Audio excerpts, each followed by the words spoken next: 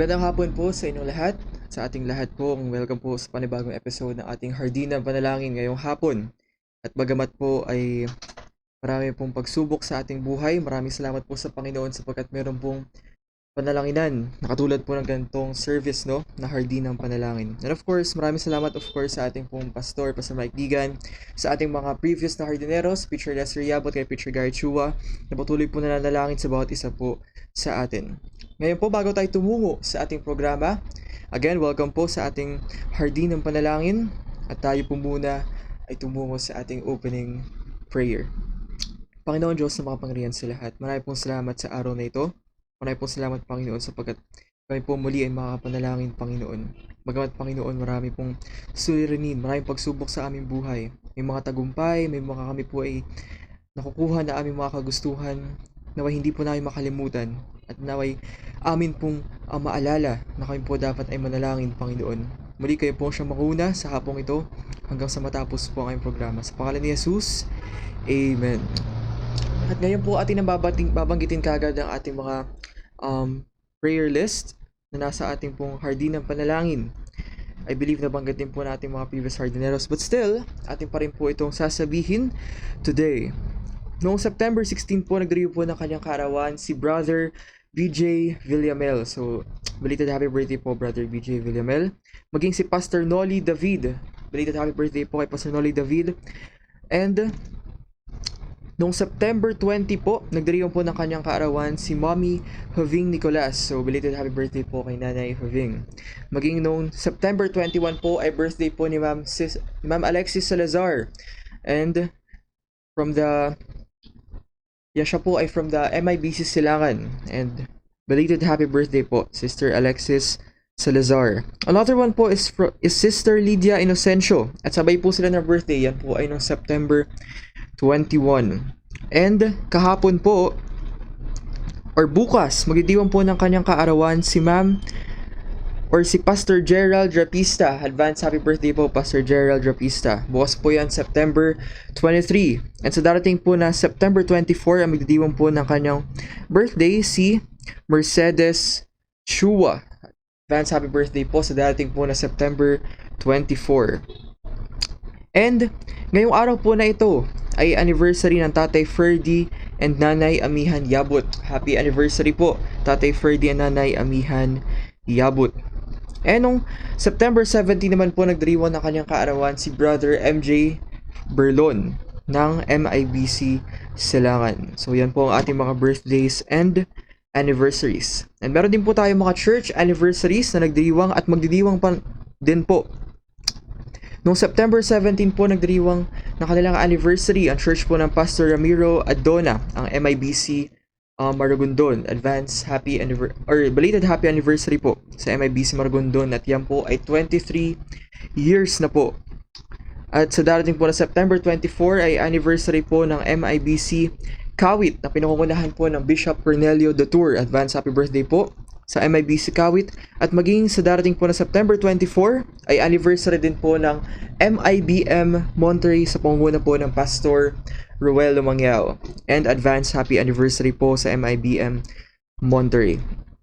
So yan po ang ating mga church anniversaries na nasa list po ng ating Hardin ng Panalangin. Again, if you have your prayer requests or if you have your anything na gusto niyo po ipag-pray, kung ano man po yan, ito po ay ilapit nyo lamang sa ating comment section at ating po yan makikita at ipapanalangin po. At kung mahabol po mamaya sa ating prayer time ay mas maganda. Kaya naman po, if meron po kayong mga pahabol, ay send nyo po kay Ma'am Joyce or sa ating pong comment section right now.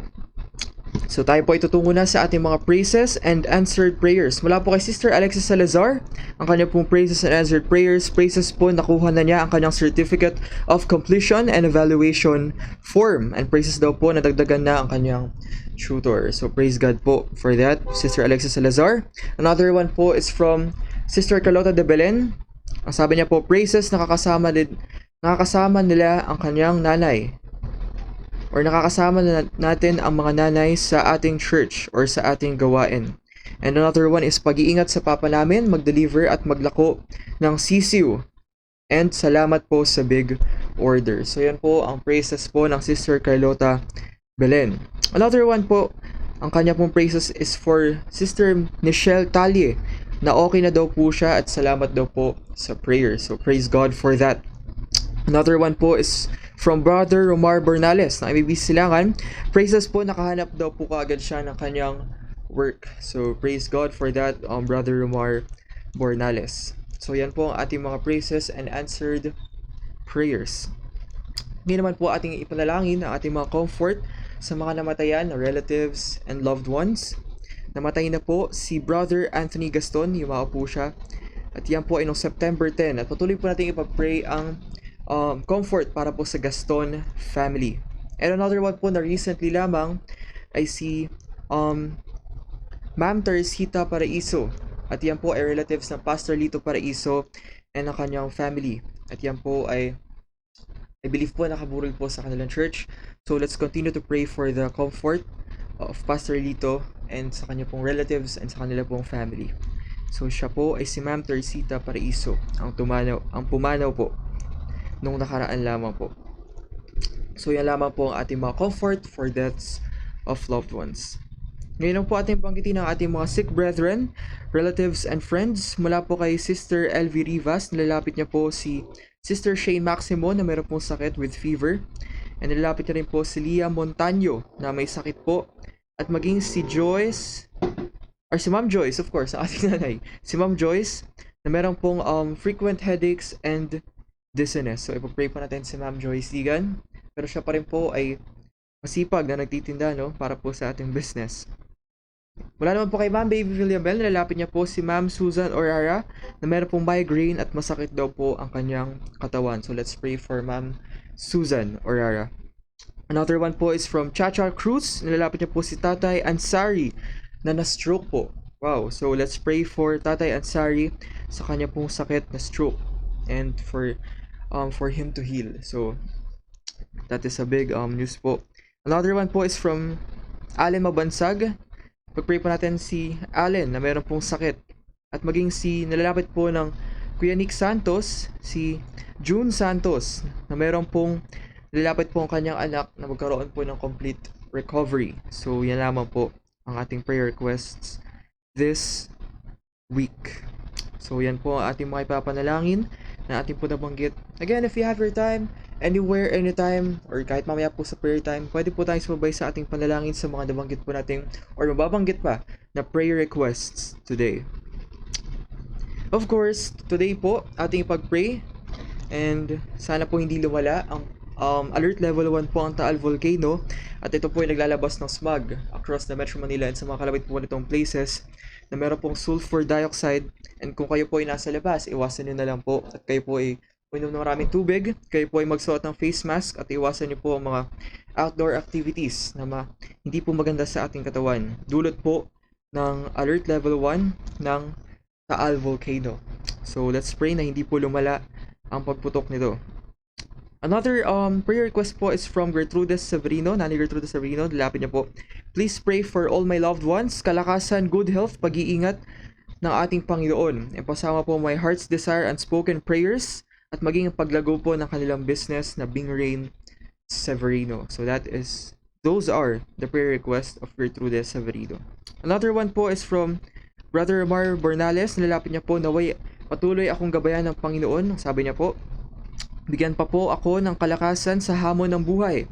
Pag-iingat po sa pamilya, lalo-lalo na po sa kanya, at naway patuloy po ang blessing ng Panginoon kay Brother Omar at the guidance daw po para sa kanila ng Sister Agnes Casiao. So yan po ang prayer request ng Brother Omar Bernales. Another one po is from Sister Percy Zapata of MIBC Marikina. Sabi niya po, please continue to pray po for Kuya Franz Panchot sa kanyang pagsasaayos ng kanyang pagbalik sa US of A. Pagpunta niya sa US Embassy sa Friday po ito, pupunta po siya September 22 at yun po ay ngayon. Tama, ngayon po yan. Lalo na po ang kanyang spiritual life. So let's pray for the papers or sa pag-aayos po ni Brother Panchot ng kanyang sa US Embassy para po sa kanyang pagbalik sa US of A. Another one po is from Sister Fe Carpio. Sabi niya po is spiritual strength for Carpio family. So let's pray for the spiritual strength of Carpio family. Another one po is from Ma'am Baby Villamel. Sabi niya po, her health and heart's desire. So yan po ang prayer request ng Ma'am Baby Villamel. Another one is from Sister Agnes Casiao. Ang sabi niya po is good health po sa kanya at maging kay Brother Mar at sa kanila pong family. Kalakasan po sa lahat ng ginagawa po nila. Pati rin po kay Brother Mar at maging sa pamilya nila sa kanyang pagtatrabaho. At magkaroon daw po din sila ng stable na work. So yan po ang prayer request si Sister Agnes Casiao. Another one po is from Sister Alexis Salazar. Ang kanyang pong prayer request is good health sa kanyang family. Makuha na po ang kanyang allowance, which is nakuha na po. Sabi po natin sa prayer request kanina. Or correct me if I'm wrong. And maging nilalapit niya rin po ang church building. At maging ang extension classes ng MIBC Silangan every Saturday. Nilalapit niya rin po ang Digan family and Yabut family. So let's all pray for this prayer requests. Another one po, last but not the least, si Sister Carlota de Belen. Nilapit niya po ang salvation ng kanyang family and friends, ang good health ng buong pamilya, ang spiritual growth, ang Bible study, ang church building, ang financial, ang kalusugan ng pastor, Pastor Mike Digan, of course, ang Digan family, and Preacher Lester and family, ang leadership ng Pastor Mike Digan para sa ministries, may sama ang mga lolo at lola sa Sunday, dahil kami po ay magdidiwang po ng Grandparent Sundays, darating po na Sunday ang MIBC Silangan. And please pray for our service this coming Sunday. Prayer meeting, marami ang tumugon at magpalakasan sa bawat isa. Ang kanya rin pong prayer request ay mga requirements na nilalakad po nila sa kanilang birth certificate. At maging ang Meralco at engineering na ma-approve po ang kanilang kuryente. At maging ang extra blessings para sa darating na kasal po ng Brother Wilson and Sister Carlota de Guzman. At maging ang lahat ng ministry, lalo na ang bawat isa. So those are the prayer requests of Sister Carlota Belen. So yan po ang ating mga prayer requests. Again, Brother Sean, pacheck na lamang po kung meron pong mga nag-send po ng prayer requests. Wala pa daw allowance. So yeah. Thank you for the correction, Sister Alexis Salazar. So, let's pray for Sister Alexis Salazar na makuha niya po ang kanyang allowance sa kanyang pong pinag-OJT head. So, yan lamang po ang ating mga prayer request. Wala bang nadagdag, Brother Sean, sa ating wala? So, wala po. So, if you don't have your wala na pong hahabol, let's also continue to pray for our elders, sa ating mga frontliners, sa ating expectant mothers, kung meron man po ang ating mga brethren or relatives abroad, kung kayo po ay may mga kakilala, ang ating po mga families, mga kakilala po sa bawat isa sa churches, at maging ang mga Christian businesses na meron po tayo, ang GFM PHL or GFM US, pinangunahan po ng Preacher Gary Chua and Sister Dang Chua, at maging ang Sunshines po, na pinangunahan ng Ma'am Joyce Digan, at ang mga iba po pong online businesses or Christian businesses na meron po ang bawat isa sa atin. And let's also continue to pray for our online ministries na hindi po magsawang tumigil ang bawat isa. And this prayer ministry na Hardin ng Panalangin, patuloy niyo pong ipanalangin. Bagamat kami po ay nananalangin sa inyo, patuloy niyo rin po kami ipanalangin sa aming pong patuloy na pag-serve sa ministry through Hardin. And of course, huwag natin kalimutan na pag-pray ang ating mga pastors and workers, preachers, deacons, at lahat po na nasa ministry ng church, lahat po ng ating kaagapay ng pastor. Patuloy po nating ipanalangin. And again, huwag natin kalimutan na ipanalangin po ang Taal Volcano na sana hindi po ito lumala. So kung wala na po yung dagdag na prayer request, tayo po itutungo na sa ating special number na ihahandog po ng MIBC Silangan Choir.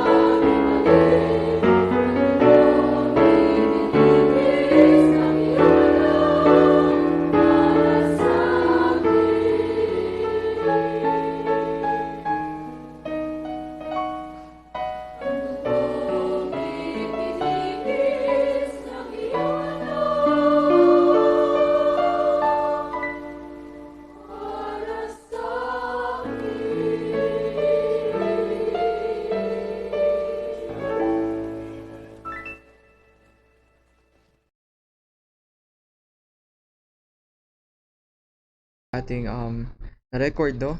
Or yan po ay nasa Facebook po na MIBC Choir. Yan po ay nasa Facebook page po ng MIBC Silangan. Ngayon po ay tayo tutungo na sa ating short devotion. Pasensya na po, tayo po ay nagkakaroon ng technical difficulties. Ang ating pong wifi ay medyo nawawala-wala. So, medyo tumitigil-tigil po ang ating live. But still, atin lang po bibilisan ito para po hindi na maputol. Baka kasi pumaputol dahil yung wifi po ay unstable. So, if you have your Bibles with you, please open your Bible to Matthew chapter 26. Matthew chapter 26 verse 51 to 53. Matthew chapter 26 verse 51 to 53. Sabi po dito, "And behold, one of them which were with Jesus stretched out his hand, and drew his sword, and struck a servant of the high priests, and smote of his ear. Then Jesus said unto him, Put up again thy sword into his place, for all they that take the sword shall perish with the sword. Thinkest thou that I cannot now pray to my Father, and he shall presently give me more than 12 legions of angels?" Last verse, verse 54. "But how then shall the scriptures be fulfilled, that thus it must be?" Ating pong title is Let Jesus. Let Jesus. Tayo po ay manalangin. Panginoon Diyos, mga paringan sa lahat, maraming po salamat sa araw na ito. Bagamat Panginoon, marami pong pagsubok sa aming pong online ministries, Panginoon, nawawala po ang wifi, but we should still continue, Panginoon, to spread your word sa mga nangangailangan po ng panalangin, nangangailangan po ng salita. At maging ito pong salita, Panginoon, ay maging mapagpala sa bawat isa po sa amin, Panginoon. Tulungan niyo po kami na maintindihan po ang aral na ito. Sa pangalan ni Jesus, Amen. Peter swings. So, let Jesus. Bakit nga po ba let Jesus yung ating topic ngayon? Marahil alam naman po natin na nung si Jesus ay inaresto sa Garden of Gethsemane nung siya po ay binetray ni Judas sa pieces ng silver, ay talaga nga naman grabe yung ginawa ng mga disipulo sa kanya. At nung ang mga gwardya ay pumasok na doon sa Garden of Gethsemane para kunin si Jesus, pagkatapos siya halikan ni Judas, kasi diba sabi si Judas ay halikan niya kung sino yung Hesukristo. Halikan niya si Hesukristo at lumapit ang isang priest servant kasama ang high priest nung time na yun. At dahil, syempre, kasama ni Jesus sa kanyang mga disipulo, kasama niya si Pedro, kasama niya mga iba. Si Pedro, meron siyang iniisip na hindi maganda, na hindi ayon sa gusto ng Panginoon. At yan po papasok yan sa 1 Peter or sa Matthew chapter 26 verse 51 na sabi po dito, "And behold, one of them which were with Jesus, which is si Peter po, stretched out his hand and drew his sword and struck a servant of the high priests and smote off his ear." Kung makikita nyo po, paghiwa ni Pedro, paghawi niya, ano po ang natanggal? Yung tenga. Pero ang sabi po dito, ang nais po ni Pedro ay yung ulo, yung mahawi niya. Pero pagamat po na nangyari na ganun, ang kanya pong natanggal ay ang tenga. Ano nga po ba ibig sabihin ng ating pag-aaralan ngayon? And if you will go back to Luke chapter 22, verse 49 and 50, same scenario po.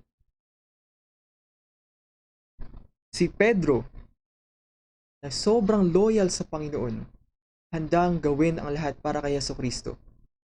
But we will not look on that. Dahil ito po, para sa Biblia, at para sa mga ibang Bible scholars, at para po sa aking pagkakaintindi, ay hindi po maganda na illustration.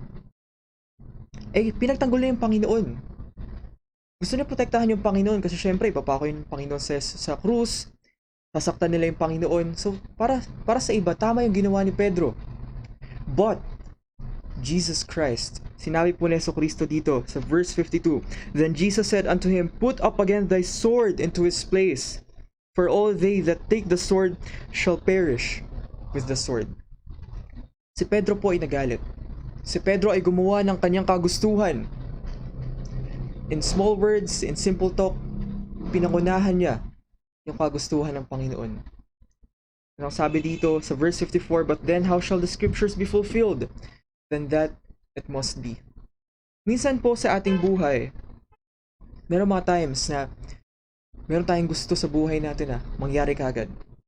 May times sa buhay natin na kapag may gusto tayong bagay, minamadali natin.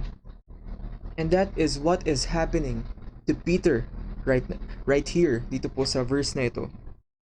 So can you think of a time na minsan nagiging impatient tayo, na hindi na natin mahintay yung Panginoon?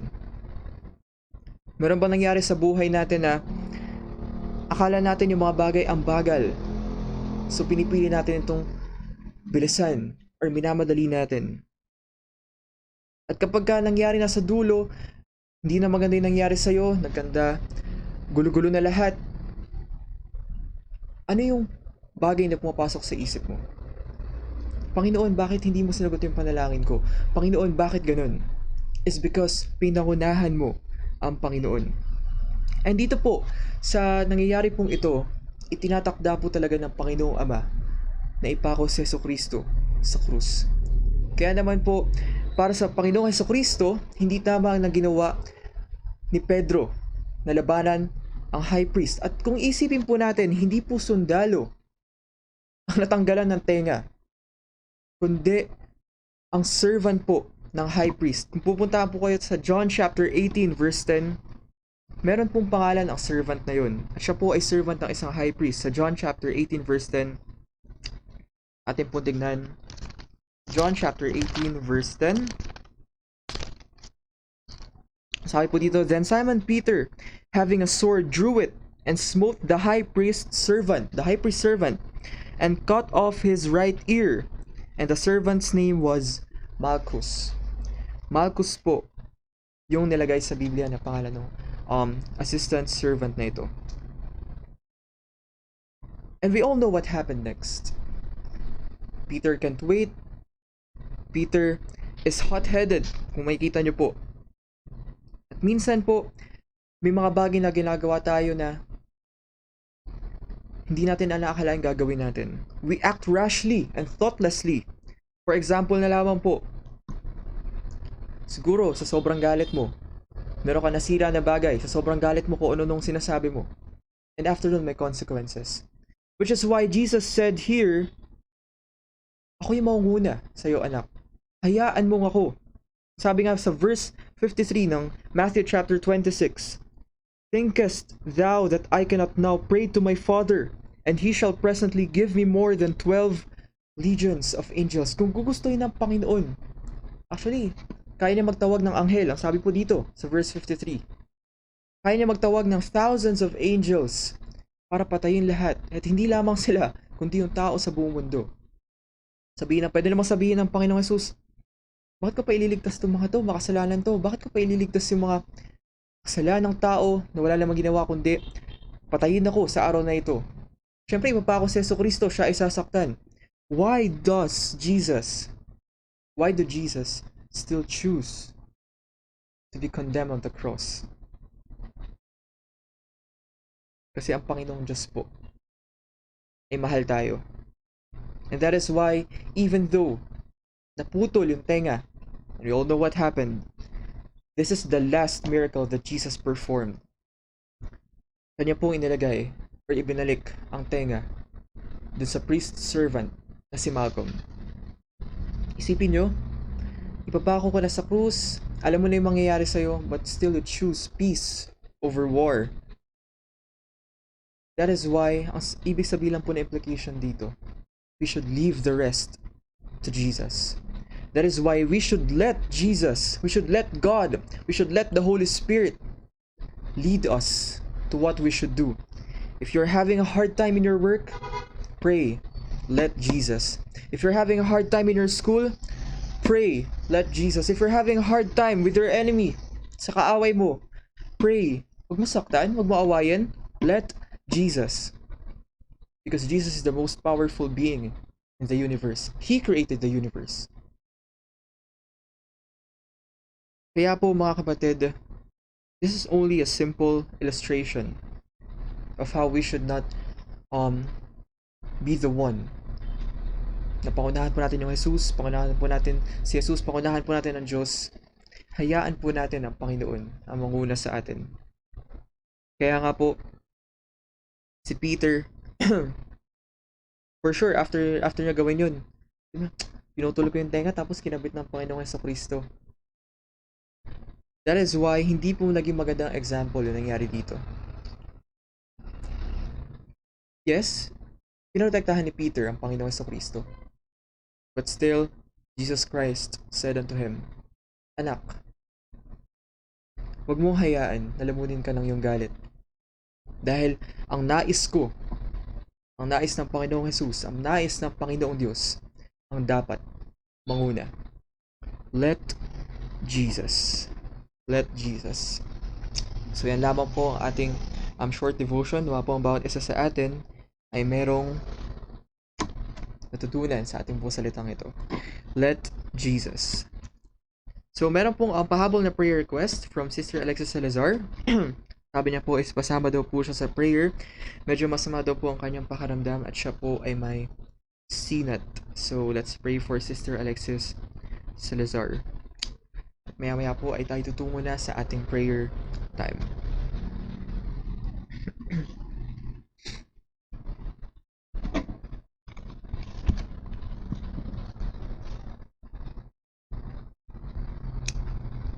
Kung kayo po ay gusto manalangin, kung gusto po manalangin, ay pwede po kayo sumabay habang kami po ay nananalangin din dito po sa ating live. Tayo po ay yumuko, pumikit at manalangin. Panginoon Diyos na makapangyarihan sa lahat. Maraming pong salamat, Panginoon, sa araw na ito. Maraming salamat, Panginoon, sapagkat kayo po ay Diyos ng mga Diyos, kayo po ay Hari ng mga Hari. Kayo po ay aming maaasahan sa lahat ng dako, sa lahat ng oras, sa lahat ng panahon, sa lahat na aming pinupuntahan, sa lahat, Panginoon, na aming gagawin. Kayo po ay Diyos na siyang tumutulong sa amin. Kayo po ang Diyos na siyang gumagabay sa amin. Kayo po ang Diyos na siyang nagpapagaling sa amin, Panginoon. Akin po nilalapit, Panginoon. At nagpapasalamat po sa mga nagdiriwang po na kanilang kaarawan. Maging, Panginoon, ng mga church anniversaries, Panginoon, ng MIBC Maragondon, ng MIBC Kawit, maging, Panginoon, ng MIBM Monterey, Panginoon. Gaganapin po sa Sunday, September 24, Panginoon. Maraming salamat, Panginoon, sa patuloy niyo pong patnubay, gabay, Panginoon, sa mga simbahang ito. Sa mga pastors, Panginoon, na tumatayo po within these churches. Ako rin po, Panginoon, na nagpapasalamat sa mga sinagot niyo po na panalangin. Kay Sister Alexis Salazar, kay Sister Carlota de Belen, Panginoon, maging kay Brother Romar Bernales. Maraming salamat, Panginoon, sa mga nagbigay po ng kanilang answered prayers. Maging, Panginoon, nilalapit ko rin po ang comfort, Panginoon, sa mga namatayan na Gaston family, maging, Panginoon, kay Pastor Lito and sa kanya pong family and relatives and friends, sa yumao po na si Ma'am Teresita Paraiso, Panginoon. Patuloy niyo po silang bigyan ng comfort.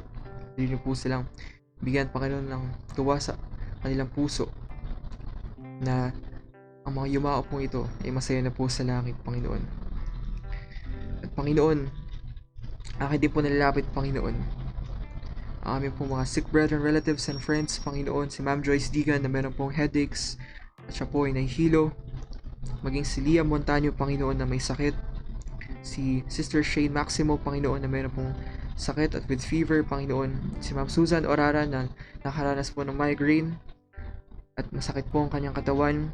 Maging si Tatay Ansari, Panginoon, na na-stroke, Panginoon. Patuloy niyo pong gumawa ng miracle sa kanyang buhay. Maging, Panginoon, si Brother Allen Mabansag, Panginoon, na meron pong sakit. Patuloy niyo po siyang pagalingin.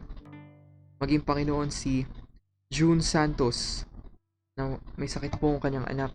Ito po siya ay patuloy mag-recover. Maging, Panginoon, Sister Alexis Salazar, na ngayon po ay masama daw po ang kanyang pakiramdam. Patuloy niyo po siyang tulungan. Nilapit ko rin po, Panginoon, na ay po mga prayer request na si Renay Gertrude Severino.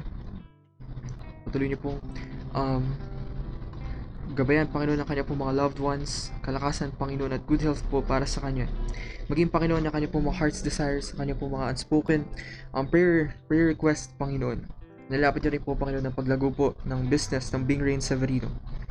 Akan di po nilapit, Panginoon, ang prayer request, Panginoon, ng Brother Romar Bernales. Maging, Panginoon, ng Nanay Percy Zapata para po kay Brother Panchot na nasa US Embassy, Panginoon. Maging Sister Fe Carpio, Panginoon, na spiritual strength para daw po sa Carpio family.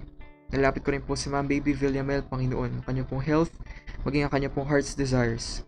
Nilapit ko rin po, Panginoon, Sister Agnes Casiao sa kanyang pong family, good health po, Panginoon, maging ang pag-aasikaso po nila, Panginoon, ang kanyang pong papers, maging kay Brother Romar na kanyang pong nilalapit, magkaroon din po silang stable na work, Panginoon. Nilapit ko rin po, Panginoon, si Sister Alexis Salazar, na good health daw po sa kanyang family, makuha na po kanyang allowance sa OJT, maging, Panginoon, na iba po niyang prayer requests, Panginoon. Lapit ko rin po, Panginoon, si Sister Carlota de Belen, ang kanyang pong prayer request, Panginoon, ang church, ang kanyang pong family, ang kanilang pong pag-asikaso, ang kanilang pong business, Panginoon. Maraming salamat, Panginoon, sa mga prayer request na ito. Akin din po nilalapit, Panginoon, ang MIB Silangan.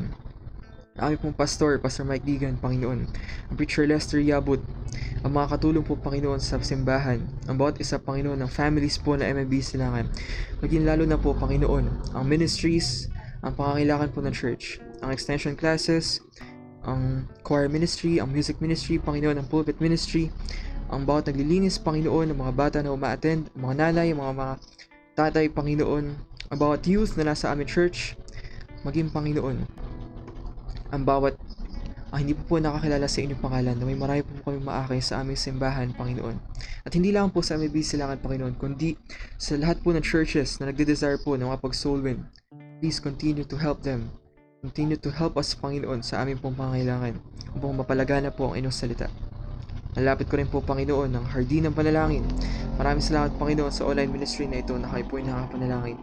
Pastor Mike, na nagbigay ng vision, pagpapatuloy po ng Preacher Lester, sa pagpapatuloy rin po ng Preacher Gary. Maraming salamat, Panginoon, sa ministry na ito. Maging, Panginoon, ang mga pangangailangan po namin sa araw-araw. ang Digan family, Panginoon, na patuloy pong hindi sumusuko, hindi natitinag, Panginoon, sa punta po sa church, sa pag-serve sa inyo, Panginoon. Sama po ng mga miyembro, sama po, Panginoon, ng bawat isa na nasa simbahan.